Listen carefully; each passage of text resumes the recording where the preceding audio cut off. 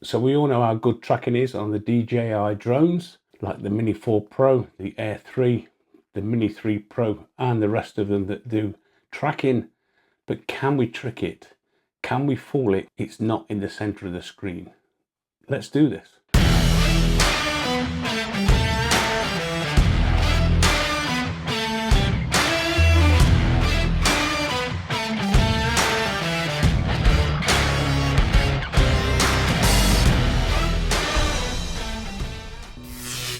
So hello and welcome once again to the channel on this very nice week here in the UK for once. I'm not going to tempt fate with saying that because we'll end up with a load of rain. However, today's video is all about the tracking feature on the DJI drones. And last week's video raised some really nice comments actually, and one in particular came from a guy or a lady, I don't know who you are. Xenia, I hope that's how you pronounce it, Xenia D asked, "Great idea that results in smooth natural transition. Thank you for the inspiration. By the way, I have noticed that during parallel tracking, the drone always keeps the object in the middle of the screen, even when the tracking started on the edge. Is there any way to fix the tracked object, say in the left third of the screen, to get a more professional look?" And that's what today's video is all about. So I took the Mini 4 Pro out today, and what I did is I did exactly that.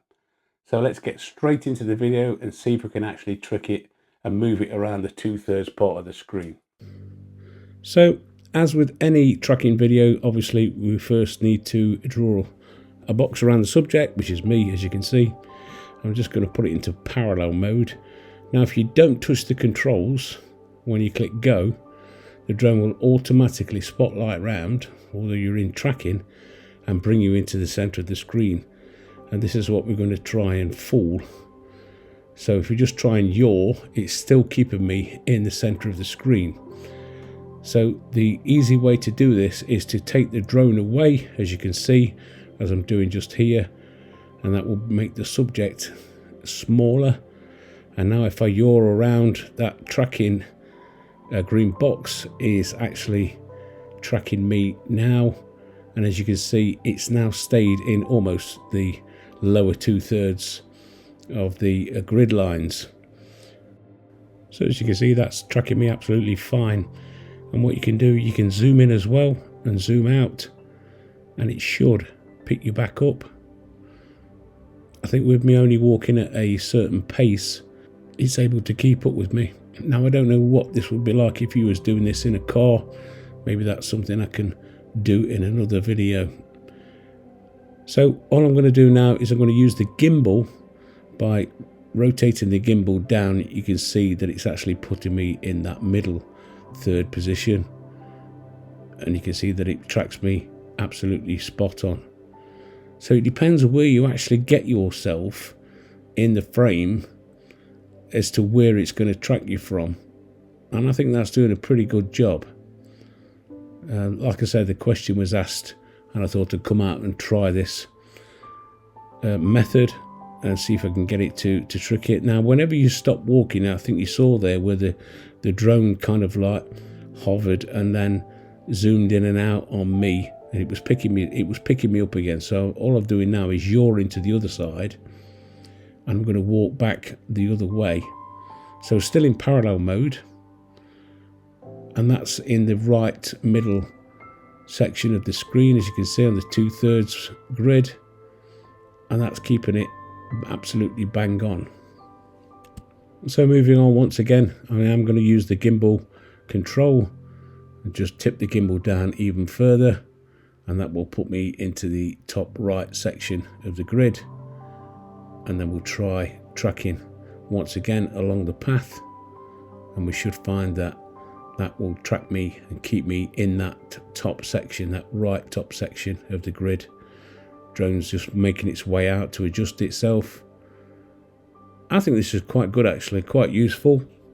It gives a different perspective as to where the subject is in the 2/3 section of the screen, rather than it being the center all the time. As you can see, the drone's backing away. As you can see here, as soon as you stop walking, that drone will hunt towards you, Well, all I'm doing now is I'm forcing the drone backwards and altering the gimbal once again, and the yaw. This time I'm going to put it in the center of the screen. I think you get the idea, don't you, that you can actually move yourself around that screen as to where you want it to track you from. And I think it does a pretty good job. So this time what I'm going to do is I'm going to actually move me into the top position, the top 2/3 on the left, as you can see just there. And what I'm going to try and do now is I'm going to try and trick the drone. So I'm just going to keep walking, and I'm not going to stop, but I'm just going to spin around. You'll see in a minute. I'm just going to spin around and see if it will carry on tracking me if I was to go the opposite way without altering the position of the tracking itself.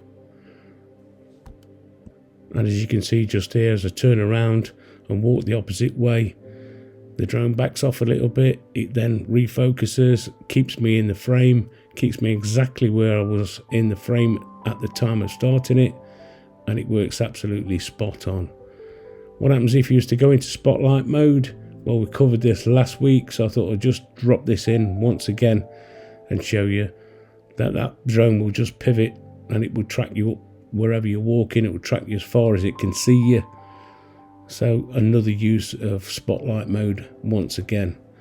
So on this final test, what I decided to do is put it in parallel mode once again, click go, and this time I'm not going to stop. I'm just going to carry on walking, but what I am going to do is, as I'm walking, is I'm going to alter the gimbal, and I'm also going to alter the yaw whilst we're doing it. So as you can see there, down into the lower thirds, back into the center. Drone's moved away a little bit. Keep the gimbal down and it moves up to the top, so you can actually do it in real time.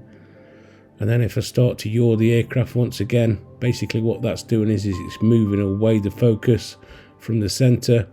And as you can see, it's now following me on the top left 2/3. I think this is incredibly good. And then yaw the other way, the aircraft will zoom in as it's trying to track you. But as you can see, it's still finding me all the time.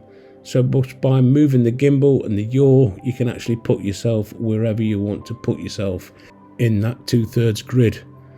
So, okay, let's wrap it back up in the studio and we'll summarize it. So there we go. In a nutshell, it does actually work. You can actually fool it and move the focus around the screen and move the focus to wherever you want it on the 2/3, as you saw on the grid lines there. And as you saw when I first took off and set the tracking going, it did actually creep towards the center of the screen. But then with manipulation with the yaw and the gimbal movements, and that's the important bit, is to yaw and gimbal to move that tracking to a certain part on the screen, and that's the secret. So I hope that's answered the question, and actually it is quite a useful little trick, actually, being able to move it around the screen to exactly where you want it. And as long as you don't go mad and cycle off somewhere, because you've got to remember that the drone has got to keep up with you. So if you're in a car, I'm not quite sure how that would work, but maybe that's a test for the future. So there we go, that rounds up the video. Hope you found something useful out of the video, and if you have, don't forget, give us the old thumbs up. And if you're new around here, why don't you consider subscribing, dinging the dong and all the rest of it that goes with it.